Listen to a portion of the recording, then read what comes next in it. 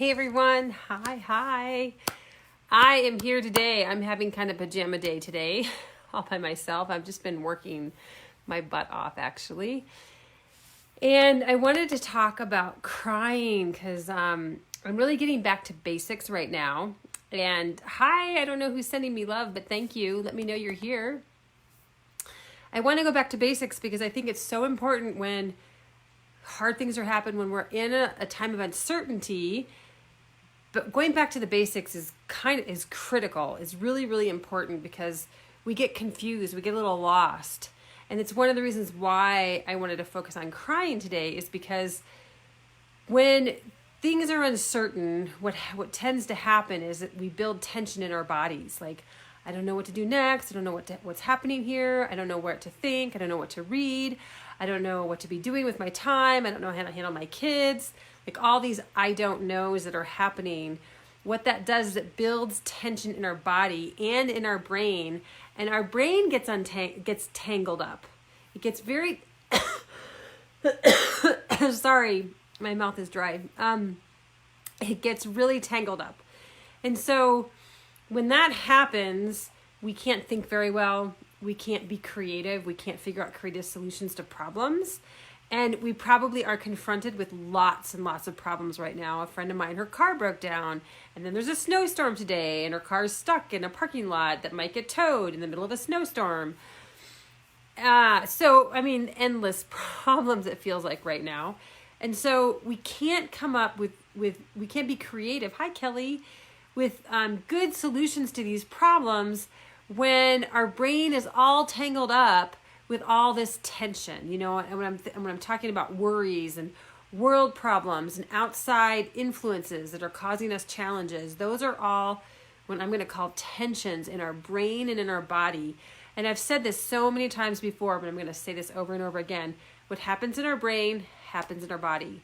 What happens in our body happens in our brain. One happens to the other. They are a unit. And so when we're having all this, and we all know that when life is hard, when things are we're carrying a lot, we feel it. We feel it in our neck. We feel it in our shoulders. We might feel it in different places, but we feel it in our body. It might affect our digestion. It might affect a lot of things. We might, some of us might come up with cold sores. Our blood pressure might go up, right? It shows in our body. And so what's really helpful in this situation, when there's lots of tension, is to cry. Yes, and I know that sounds crazy. Some of us get it and some of us don't, but it's actually, I know this is counterculture, but our body actually has mechanisms in place to release tension. And one of the mechanisms that we get to use is crying. That you can just have a good old-fashioned cry where you get to release that tension. And if you actually get good at this, you can work on tensions that are old stuff that may not be bothering you in the moment, but might be stuff that still is back there in your emotional memory. So crying, our society is conditioned not to cry. We think of crying as weak. We think of it as manipulative. We think of it as being a wussy. Those are things that come to mind when we think of crying. But in actuality, crying is smart because it offloads the tension that's seizing up our brain. So, I just talked about how we have, our brain gets tangled up. And the mechanism that we have is that when we cry, that reestablishes equilibrium or homeostasis within our brain and our body so that we can function and think again. So we're regaining equilibrium to be able to function well. And this is what our families need. This is what our communities need, is people who can think well. So hi, Selena. So anyway, just to really focus on that there is a mechanism to crying, that it is very beneficial to cry, and that we regain equilibrium when we cry, and that recognizing that society doesn't support that process for the most part. However, I will say that there's definitely people out there who recognize that crying is supportive and helpful to us. And so I actually have a practice where I get together with people and we're allowed to cry if that's what we want to do in that moment, because we know it's a way to offload so that we can think better. And there's thousands and thousands of people across the globe that do this kind of practice. So just to know that you're not alone if you want to cry. If you're feeling that tension, a good cry could be so incredibly helpful to you. And like, who cares what people think? Who cares what people say? Crying is not weak. It is smart thing to do to regain equilibrium. And so much crying since Freedom Fest, Kelly. I can't imagine. So it helps us to regain equilibrium. And it's not weak. It's actually quite brave. I tell this to parents all the time, is that it's a brave person, a really courageous person who can face their feelings and walk through the fear, the hurt, to get to the other side.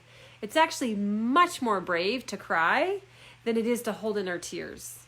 Because when we're holding in our tears, we're actually avoiding dealing with something. We're avoiding facing something that's hard for us. And so we are much more courageous. We are much more smart to actually face those feelings, face the hard thing that's in front of us, and move through it. And in truth, when we allow ourselves to just let at it, then we don't have to cry for that long.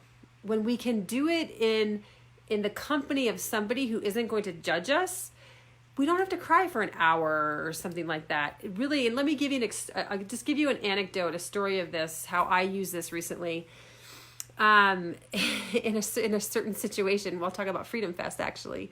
So I was at an event called Freedom Fest, and I went up on stage because I was asked to come up on stage, and we were asked to share. We were asked to share the thing we were most afraid of to share with somebody else.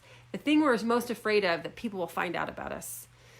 Whew, it's intense. So we were doing this in a dyad there were two of us, one-on-one, we shared, and that opened up something for me, and I started crying. And when the speaker saw me crying, he called me up on stage. So, okay, here's a way that you don't want to be crying, right? He called me up on stage, and I'm like, oh crap. This is the thing I'm most afraid of, that people will find out about me. So I go up on stage, and there's all this conversation that happened. Of course, I was asked to share it, and I did, and I was in I was in the middle of a shame storm, and I shared it. And I got love back. I got lots and lots and lots of love back to me, which was an amazing experience to have. Okay, so fast forward a little bit. Right after I was done being on stage and that speaker was done, I just had this need to wail, like cry really, really hard. And so I maneuvered my way to the bathroom, trying to find a way to do this. The bathroom wasn't right because I wanted to cry loud. So what I did is I texted a group of people who I know how to listen well without judgment, without giving me advice, without interjecting their thoughts. And somebody said, I can listen. So I met them in the foyer, and we found a place in the corner somewhere. And I just wailed. I just I let it out. I let it out because I was holding it in as I was maneuvering my way through people. And I let it out. I just let my body have its way and let it out. And then and this was maybe 6 minutes, 7 minutes. It was not a very long time, and I was done. She asked me a question to help me get my thinking back, and I was done. I just was done. The rest of the weekend was amazing. Like, I healed something in that moment. So I let it out. I let it go, and I just cried hard. So that's a story of how I was able to, what I faced was my shame of feeling like a bad person for pretty much my whole entire life, since this is a thought that I had since I was really, really, really young, and that I've carried with me through really the 54 years of my life. And so to face that and tell somebody who could look at me knowing that I'm a good person was an incredibly healing process.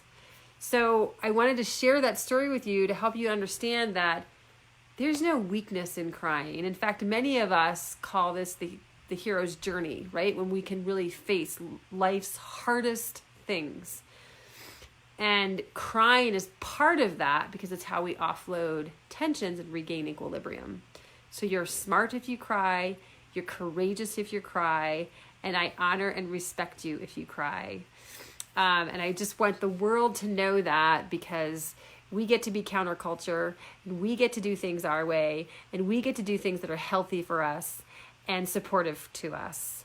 So Kelly says that I was so effing brave, courageous, that was tough, and you did so well. Keep being an amazing and beautiful lady. Thank you, Kelly. Kelly was there. So I appreciate it so much, and I appreciate you. Keep on crying. I'm going to keep advocating for this, especially going back to basics here in times when things are challenging for a lot of people. And yeah, so blessings to you all, and I hope you have a beautiful, amazing day. Thank you. Bye-bye.